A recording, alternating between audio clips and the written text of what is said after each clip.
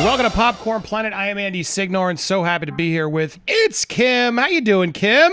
I am good. I am good. How are you? It is Thursday, and we thought we were done because I was going to move on, but then the Juror comes out. Juror ends up speaking to Good Morning America, and they pull us back in again. I'm not complaining. Interesting insight. But also some people wondering, is this real? Could GMA have faked it? We'll talk about that as well as some reactions from you guys about what you thought the juror said. And we actually have some more comments here in the written article that breaks down the quotes and more context around the juror statements that I wanted to break down, which we didn't do in the other clip. But if you want to catch this morning's video, I play all sort of their clips. They didn't do an interview. They did sound bites, like just written out, and the reporter just read them aloud. We broke all of them down, as well as my initial reaction earlier this morning. For those of you who checked it out, thank you. You still can after, but let's break down some more details about this juror. Also, Ezra Miller, man, I told you we'd be talking about it. Well, Ezra Miller's at it again. Yet another, now a 12-year-old is granted protective order against Ezra, as Ezra is now like taunting the police and deleted their Instagram account. So yeah, it's getting pretty out of hand, and we definitely gotta, I don't know what's going on, but we gotta track Ezra down and make sure Ezra's safe, but also the people are also safe that they've been after. It's getting insane. We'll talk about this. We'll talk about the authorities still trying to find him as he taunts, "You can't touch me." This is scary stuff, man. I don't like it, and we're going to talk about it, as well as Bam Margera update. So happy we're going to be bringing in that surprise witness herself, BJ. So happy to have her back to give us an update, because I know she's been following this case for a while. And we're going to talk about Britney, too. If we got BJ here and Kim still here, we'll be talking Bam and Britney as we start pivoting some other important cases out there that you guys need to be aware of. So that's the plan for the show. I'll probably just keep the first two topics in this show. But the way the show works is usually it gets edited later. If you miss our live shows, we're here every day, sometime between 1 and 2-ish is now my new goal. But if you missed the live show and you're like, I wish I had seen that one, you always can by becoming a member. Hit the join, pick a tier, whatever you can afford, whatever support level you want to do. Hit the join, and then you can watch the replays in the members only section of the channel page. And thanks to all our amazing members. I'm still trying to lock down a specific time. We're going to do a members only stream, but it's happening, so stay tuned. Also, we did lock down our meetup on Saturday, Kim. It's all sorted out. We have a nice location. It's like a Gen X bar, it's called. It's cool. Really cool layout. I'm down to try it, and we'll be meeting there Saturday at 6 p.m. in the Tampa Bay area. A lot of people are excited, and we'll be out there. I'll be seeing the fans, and I think Wancho will be streaming from there with Ravens Flock, so it's going to be a to-do. Very excited about it. Excited to hang out with the fans and meet some people. And yeah, if you're in the Tampa Bay area and you want to join us Saturday, hit us up on the Telegram. You can hit me up or join our Popcorn Planet chat and just ask, hey, someone will help alert you to get you the information you need and send you to the Tampa room where you can get all the specifics. But excited about that. All right, but let's get to this big story here, Kim. The juror has finally spoken out. Now, before we get there, I just give Good Morning America, like, they feel like they're such an institution. I'm like, they're not going to lie about this, right? I would hope not. It'd be very easy to do. Hope not. How are they going to prove otherwise? It would be. It would be. But at the same time, I feel like that would be quite a oh my quite God. a risk to take. Look who just joined us. Hello. Oh my God, Nate the lawyer's here. Hi, Nate. Hey, what's going dude? on? How you doing? Happy to have you. I love your shields back there. The shields look amazing. So jealous. It's one thing I don't have on my set is a good Captain America shield. I know a lot of you guys know this face. Nate the lawyer has been covering this on a lot of LawTube streams in his own. But thanks for coming here, man. How you doing? I'm doing great. I'm doing great. I just finished reading an article about this juror, and it's crazy to see like behind the curtain a little bit. You know what I mean? Mm-hmm. I was just asking Kim. That's Kim, Nate, as you guys know. Hi. And I was asking Kim, like, when we hear this from Good Morning America, we just sort of assume, well, they're not going to lie to us. It's Good Morning America. But the sad reality is they could. How could they prove this is a real juror is really what it gets any of us who are saying we're talking to a juror.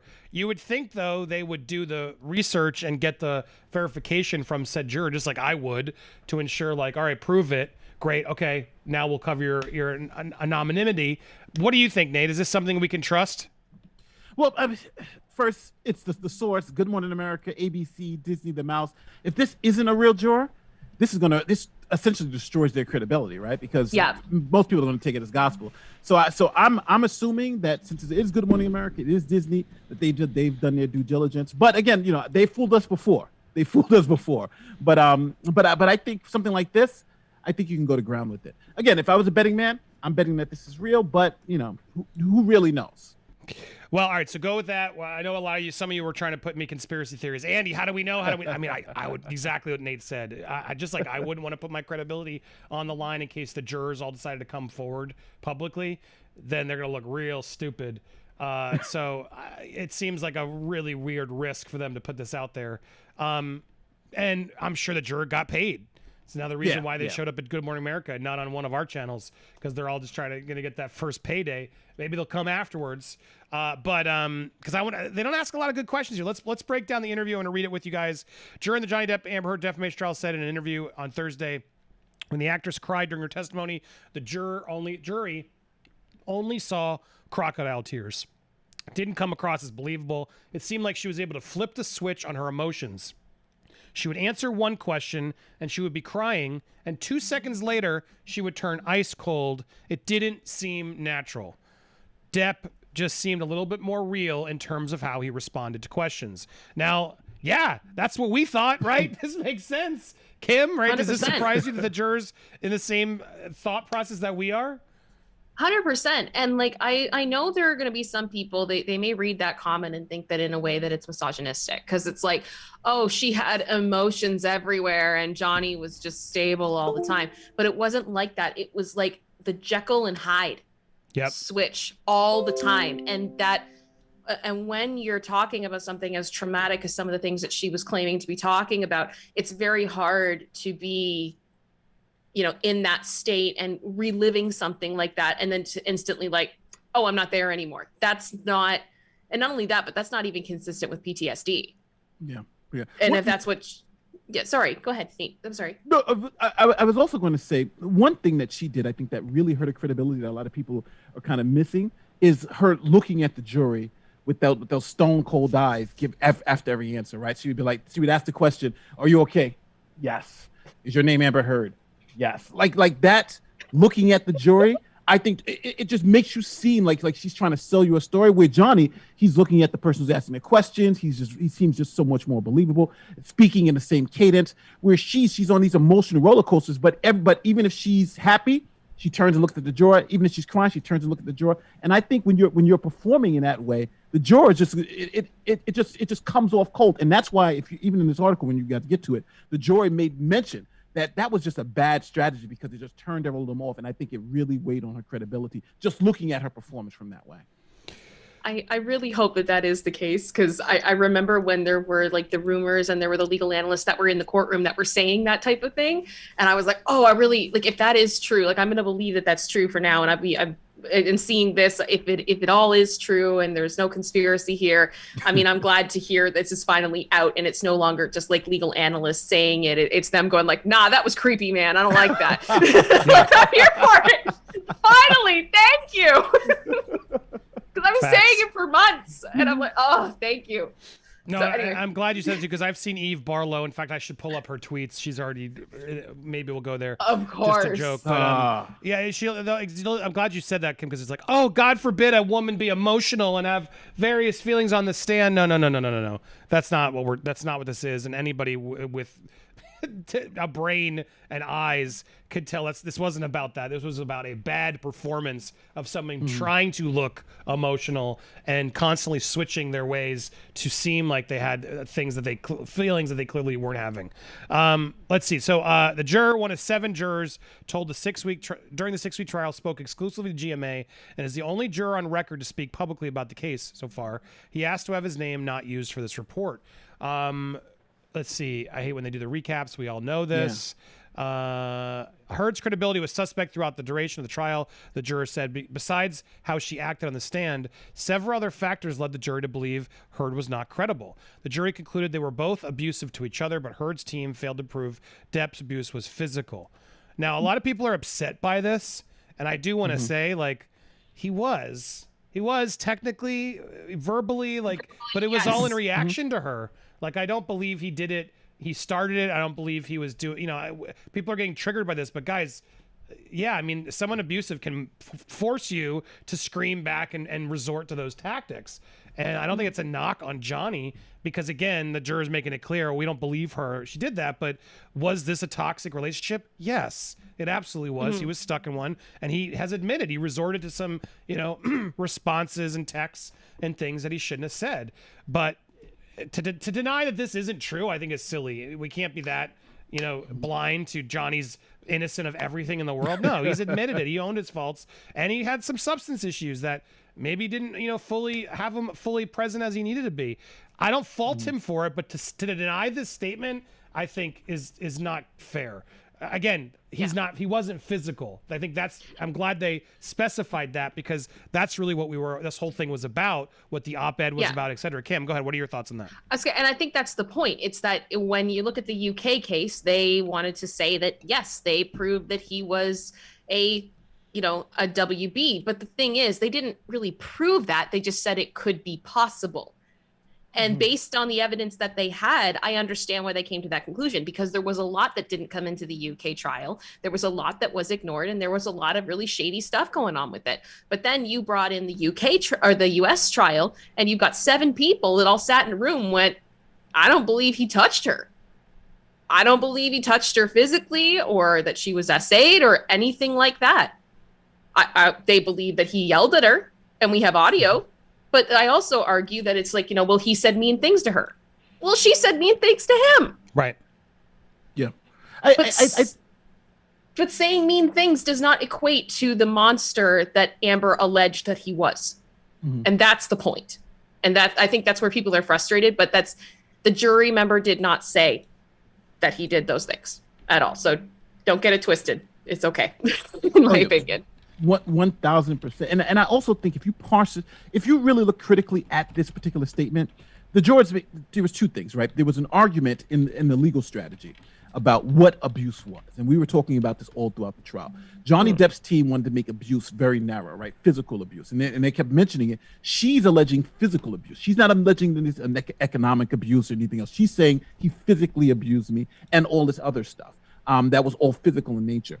But then Amber, her team was trying to expand that definition, right? Economic and all that. But when you look throughout the trial, and we went through the 6 weeks, she didn't put any evidence of the economic version of this or any other versions of this. She really, even her own testimony was all about the physical stuff. So at the end of the day, what evidence you have in front of you, the jury had no evidence of any type of other abuse that she was talking. They only had the evidence that she was claiming this physical stuff happened, and all the evidence that Johnny put forward that it didn't happen. It's like, well, what do you can't just say, it's emotional abuse and not give us anything to show us why you're claiming this. So I think Johnny's team was able to narrow the issue of abuse to what she was claiming. This is all physical. And if you just do that, then that's when, as you see later, this juror is going to say, nobody, we didn't believe that he hit her at all. And since she's claiming physical, then she loses. And I think you really understand why the Depp's team's legal strategy worked and the Amber Heard's team legal strategy of trying to make abuse more fluid didn't work. Right, because she was using specific words, and it was nice to hear that the jury did differentiate right between those terms. I think was really key. So you're good point out there of how the legal team. I mean, they were so much better than Elaine. It's not even funny, but we all know that. Here he goes. Continuing on the comment. They had their husband-wife arguments. They were both yelling at each other. I don't think that makes either of them right or wrong. That's what you do when you get into an argument, I guess. But to rise to the level of what she was claiming, there wasn't enough or any evidence that really supported what she was saying. Heard, the juror said, was considered the aggressor in the relationship by the majority of the jury, which then that implies there were some people who were maybe holding out.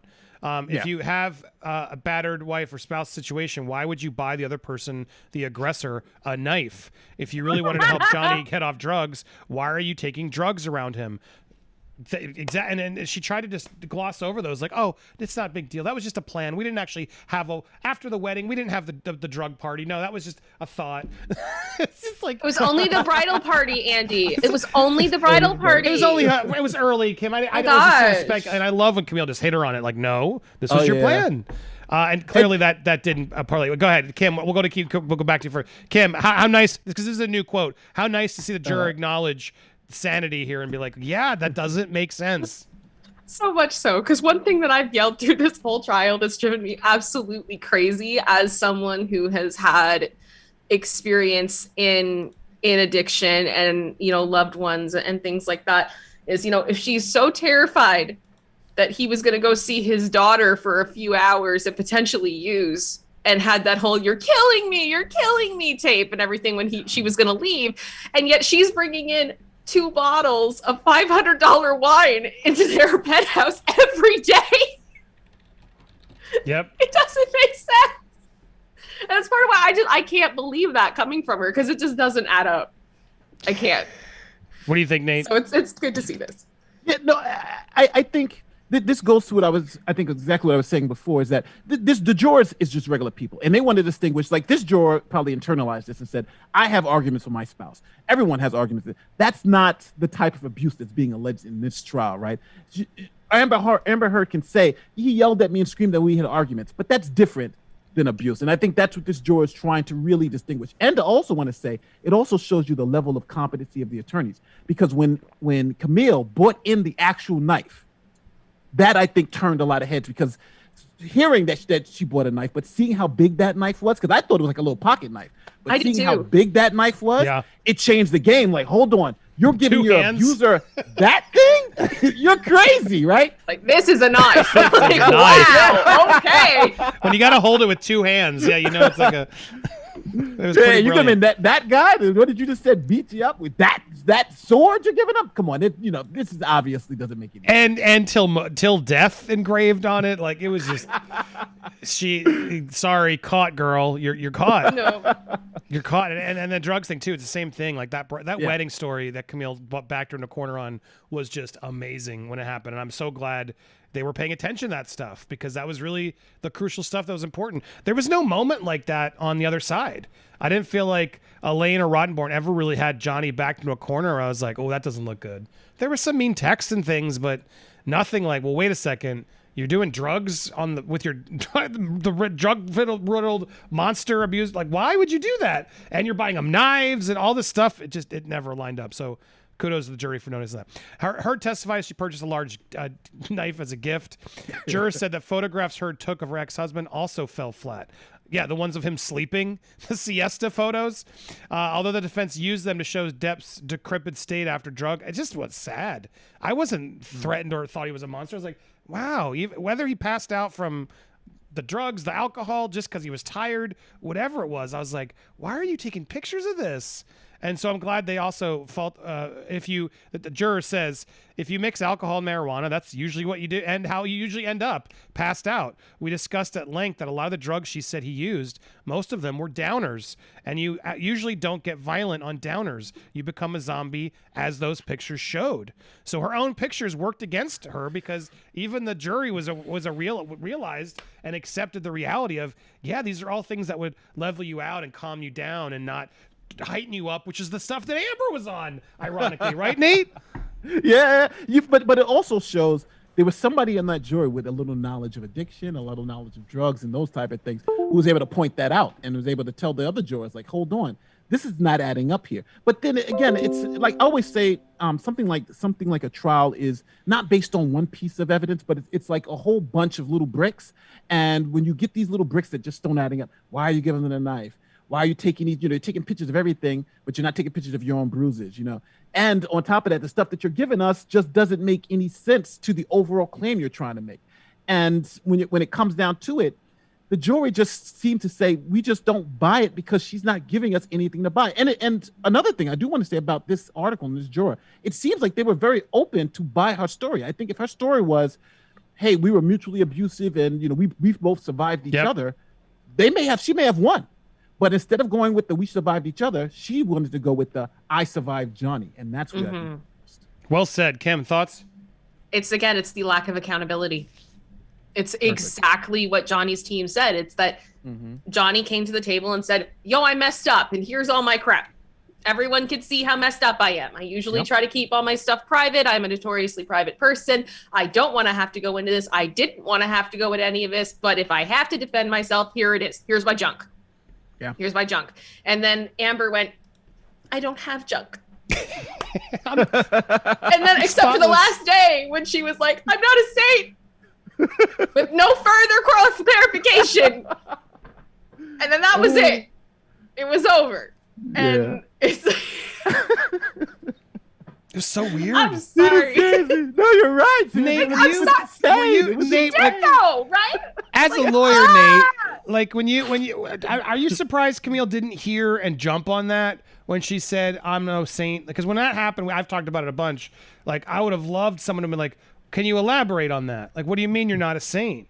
Because for her to be specific about what she's not a saint about would have been fascinating to me. Because even in the interview on Today's Show, right, she finally acknowledged, I think it was in part 1 at the end, yeah, it was toxic, it was mutual, I did horrible things, I was awful. Like, what does that mean? You know what I mean? Like, that could have been very damning to get her to admit to that. Did you notice that when she said it with Camille and that no one jumped on it? Were you surprised? Yes. I wasn't surprised because whenever you're doing cross-examination, there's rules to cross-examination. And one of the unwritten rules is you try not to ask questions that you don't know the answer to. Right. So if you notice in Camille's cross-examination, every question she was asking, she had the backup ready. She knew what the answer was.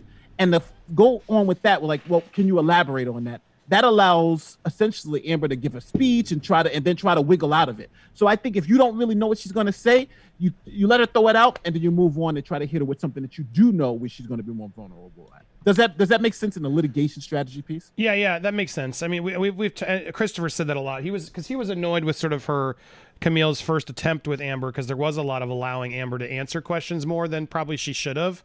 But I think the goal really worked out because the answers didn't work, right? The jury saw through as she was trying to justify and spin. It didn't actually help her cause at all. Depp admitted cocaine use a stimulant and Heard testified he was frequently doing the drug in her presence.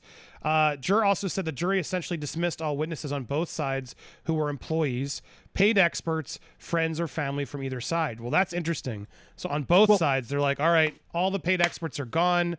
That's basically everybody. Except for TMZ guy, right? And like Morgan, the randos, I guess is what that is. What do you say? How do you take that, Nate? Is that the randos really were the ones that ended up sealing the deal? Well, if you really think about this, right? This statement says all of Amber's witnesses they disregarded because all of Amber's witnesses fit into these categories. Yep. They were either paid experts, employees, friends, or family, right? All of everybody on her side. Except on Johnny's side, some of the witnesses didn't fall into the cops, for instance. Amber's own assistant, her former assistant, the doctor, and all those people who the smoking, the guy who was smoking in the car. Alejandro, right? They weren't employees. Yeah. So what this did was essentially say, we're not believing anybody on Amber's side. We're just going to believe the people who don't have any skin in the game. And those people happen to be all on Johnny Depp's side. So this is a disaster for your litigation strategy if you're Amber Heard's attorneys. When they're looking at this, they should say, oh my God, how could we not get one person who is not, fit into this category to come and testify on our behalf? Because when the jury, as they said, since they dismissed everybody who had any type of biases, she lost. Yeah, well said. Do they elaborate here? Because this article is revealing way more than they did in their piece. I don't know why they do that. Like, why would you have this exclusive on GMA and you don't just read it all? Like, what is up with the mainstream media? Like, what the hell? You probably paid for it. And like it's lost in an article that thankfully someone sent to me because I just wouldn't have known. Also, suspect are the photos that Heard's team presented to show bruising. 2 photos presented near the end were not credible to jury. They believe the accusation by Depp's team that one photo was edited to artificially redden her face to suggest bruising. Heard testified the photos looked different because of a vanity light, which was utter bullshit. And again, how is that even possible if it was taken the exact second? If you looked at the date, sorry. Right? Yeah. But right, Kim, that's the problem. And that for her stubborn control freak, like can't do no wrong, by doing that on that stupid photo where she should have said, yeah, I guess that one somehow got manipulated. I don't know what it is.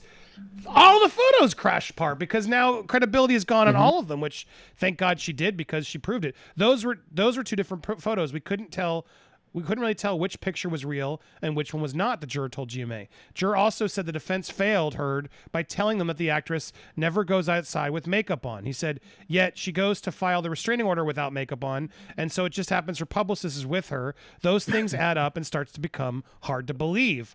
Kim, encouraging to see the juror be smart about this, not about being swayed by social media. It's really all adding up here to prove that it was Amber and her attorney's own actions and lies that really made the juror make up their mind.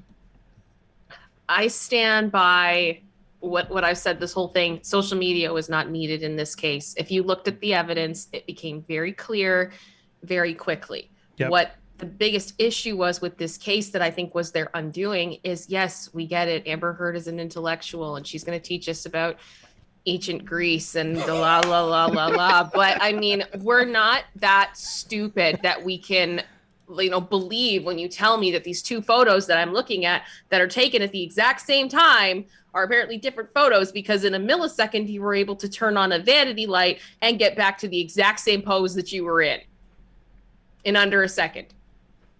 Okay, cool. Yeah, very strange. Even with every strand of hair in the exact same place, it was like, come on. It was like, but the thing is, and I think even this last little piece about this starts coming down to those credibility issues. Is it credible that you're telling us that she always wears makeup, then now she's not wearing makeup? Is it always, it's just like, again, it's that snowball effect. One lie gets to a bigger lie, then now the whole thing is like the whole pie we got to throw out. And now think about this. They're throwing out all her witnesses. They're throwing out all the testimony. They're throwing out all the credibility. It just seems like they had essentially no choice but to root for Johnny Depp. So. It's true. They really were like, well, you just made it easy for us. And here we go. Now and again, not just these issues. There's multiple issues now. We're talking about the $7 million donation. Juror said the 4-hour debate over the difference between a pledged donation and the actual donation ended up as a fiasco for Heard. We know that she pledged $7 million. She said she donated it, but she didn't want Depp to reap the tax benefits by sending her the settlements to charities directly. Heard testified that a pledge and a donation are synonymous with one another and mean the same thing. The juror was shown video of Heard on a Dutch talk show saying she gave her donations to charity. The fact is, she didn't give much away at all, the juror said. It was disingenuous. He blamed Heard's legal team for giving her poor advice, such as looking directly at the jury when responding to questions. All of us were very uncomfortable at that, he said. That's the first I got to hear that. I don't know why that wasn't in the interview either, but we all saw that happening, right? The way that she would look at them. It was so weird, Nate. I mean, obviously, right, as a lawyer, you tell your clients, you want to, acknowledge the jury, right? But she took that note to like the literal degree. Like how awful was that? It was extremely bad, because if you look at the expert testimonies, Dr. Hughes and Dr. Curry, right, they were also looking at the jury. But if you notice, when they wanted to explain an elaborate point, they would look at the jury. So when the lawyers are just asking questions, they're looking at the lawyer, yeah, blah, blah, blah, blah, blah. But then when they had a point that they needed to go into more detail, that's when you turn to the jury and you look, because you're talking to them directly and you're trying to explain a point. But you don't do it for every question. Now, I think what happens with Amber, they told Amber that's because you give your advice to the person you're going to. You give them that advice. When try to look at the jury, explain when you're explaining something. But what Amber did was, she must have just heard, every time I see something out my mouth, I got to turn and look at the jury and stare them down. And that, number one, it feels unnatural.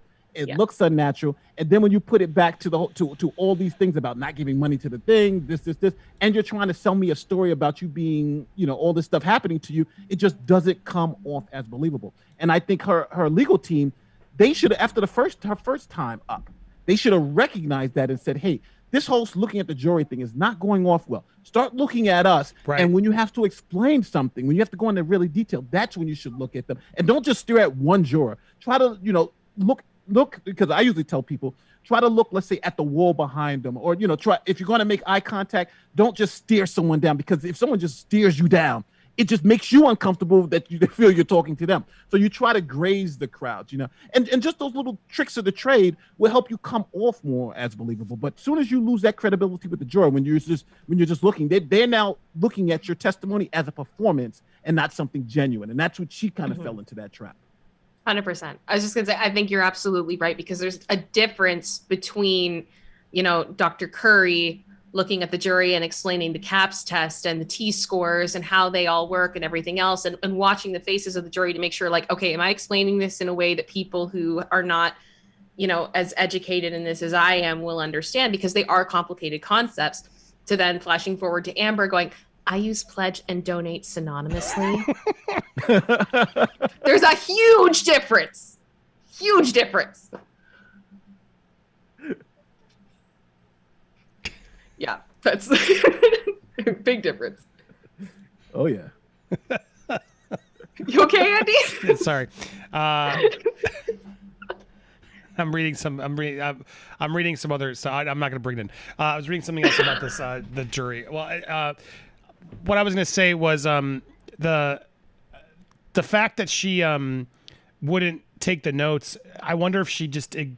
They did tell her that, Nate, is what I was going to say. Like, to me, like, I hope Elaine or Rottenborn or somebody finally does the tell-all when it's all exposed. And I was like, dude, we told her 100 times to stop looking at that damn jury, and she couldn't help herself. Like, because I'm guessing there's so many of those stories where it's like they weren't, she just wasn't taking the advice. Because you could, I was trying to get a lip readers near the end, and thanks to the people who tried, because Amber would stay after sometimes with Elaine, and they would argue, and there was definitely some contention there between them and Amber trying to like play like the thing. But when everyone else left and they were there to their own devices, there was clearly some frustrations, and we had heard rumors from people in the court that there was, frustration behind the scenes. Some deny it, some say it was there, but I hope someday we get that full book written by Elaine.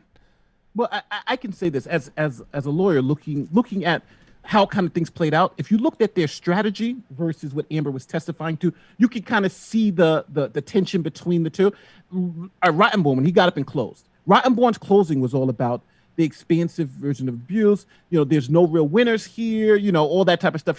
Hey, everybody's kind of bad. He was trying to wrap that into, you don't have to believe all of her stuff. You just got to believe one, right? He was trying to make it more expansive.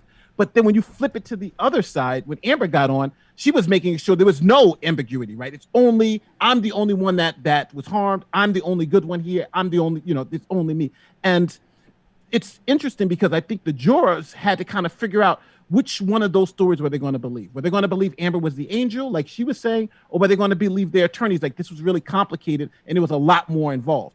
And at that point in time, it seems like they just threw out both strategies and said, we just can't believe anything they're saying. And you'll see that in the article, you'll see going down when the jurors start talking about the attorneys and how they were acting. You'll see how the attorneys lost some credibility with the jurors in that article. So I think it was a tough case to. Well, let me go back. I think Amber Heard could have easily won this case, and I think her attorneys could have won this case if the strategy was we were all bad to each other. But I think Amber wouldn't allow them to use that, and the reason why is because I think she needed to try to convince people that she was the only victim in this relationship, and that was a story that no one was going to buy. I don't think her lawyers bought it. I don't think the public buys it, but I think Amber bought it. And since she's the one paying the bills, the attorneys had to put that case on, and that case was a loser, and she went down with that ship. This was one of the things I was also reading. So by randos, you mean unbiased witnesses you didn't think would come forward. Glad we cleared that up. The juror, he's calling out the fact that the juror acknowledged that people like Morgan from TMZ were the ones that actually made a difference in this case, not because they were the randos as she tried to discredit them. Props to the jury for speaking up and giving such a much needed insight after so much speculation, which again, this article, it's weird they buried it in this article instead of talking about it fully. There's more here I'm going to cut through. As he also said, her team had sharp elbows versus being sharp. What a weird. Has anyone ever heard that? I think it's like they're kind of trying to egg people on. It's like kind of like being a bit of a bully, like, huh? I gotta use that one. Your sharp elbows. I think that's what it means. Elbowing it's a different in, expression.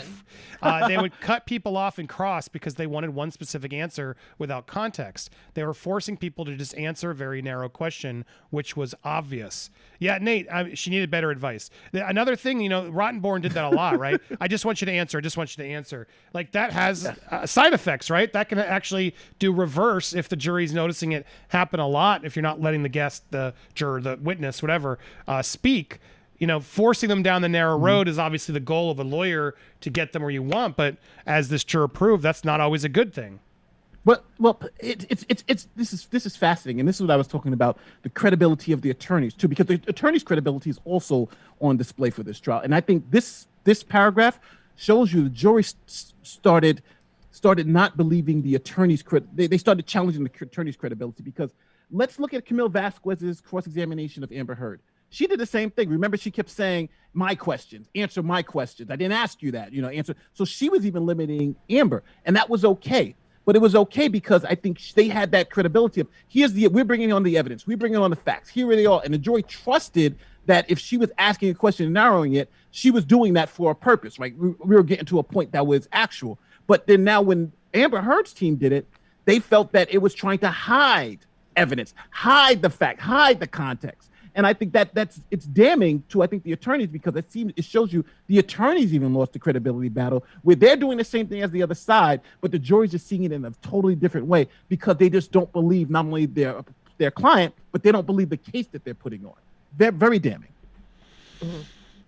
Yeah, the context matters, and you're right. It's like on the one side with Johnny, I felt like there was always, he was slower, right? Which that just was what it was, but I think was actually a benefit for him, just make everybody slow down. But Rottenborn was just throwing the whole kitchen sink at him. Like, just they were rattling off dozens of things at a time. Like, is this correct? Is this correct? Correct. Like, did I read that right? Did I read that right? Did I read that right? Did I read that right? Read it beautifully. It just became so monotonous that nothing had an effect, because what am I even? Who cares if this was correct or not? Some of it was so baseless. The other team was more laser focused on what was important, and probably had a benefit of that later. So. More here. So there was more here. Publishing the 2018 op-ed was a poor choice. If she didn't do any of that stuff with the op-eds, Johnny Depp could have helped her out in her career. They didn't leave things on a nasty turn. When they divorced, he said, it turned nasty after the op-ed. Another good thing that they proved in the court, and I'm glad the jury noticed. Johnny tried to end this amicably. Johnny wasn't just dragging her to court.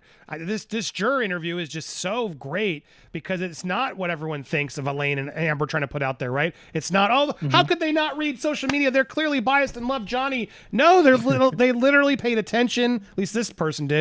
They paid attention, and they're rattling off the exact things we saw that any rational person who was watching that unbiased would have seen. So it's encouraging that they're noticing that. We only looked at the evidence. Juror denied that the jury was swayed by outside forces. He and at least 3 others did not even have Twitter accounts. But did they have Instagram? Did they have internet? Come on. But whatever. Some people said we were bribed. That's not true. Social media did not impact us. We followed the evidence. We didn't take into account anything outside the courtroom. We only looked at the evidence. He said they were very serious accusations and a lot of money involved, so we weren't taking it lightly. That's good to hear. Juror also said Oh, sorry. What, Kim? So I was just saying, I get this feeling when I read from this juror, and based on like the statistics that we know about them, I feel like these are people that have never used TikTok in their lives. Oh yeah, like they're just like, dude. That's why they're like, I was the biggest Twitter voices. I don't know how to use TikTok, Kim. So it's like never mind TikTok, right? And then so they're talking about Twitter. They're like, what is the Twitters? We are so confused. Like, I had no idea. And then so I think maybe that's part of. I'm interested to hear more as kind of like the how do I say it? Once we can know who the jurors are, once they're allowed to more speak, when we figure out what's going on with the appeal and everything else, I'm going to be so curious to hear each of their opinions on this and how social media affected them or didn't affect them and the choices that they made, because I think they're going to be very interesting. I think everyone just assumes that everyone is on everything, and that's not the case. Like, depending on the age demographic or your interests or whatever, I mean, that it doesn't mean that you're on everything. It doesn't mean that you are familiar with the way that things trend or the terms or whatever. And not everyone was a part of this on Twitter with the hashtags. Yep. And to assume that everyone was is just ridiculous. Well, I just think it's a thing people fall into, and it happens. Social media sort of puts you in a bubble where you get 100 messages suddenly at once, and you think the whole world is screaming at you.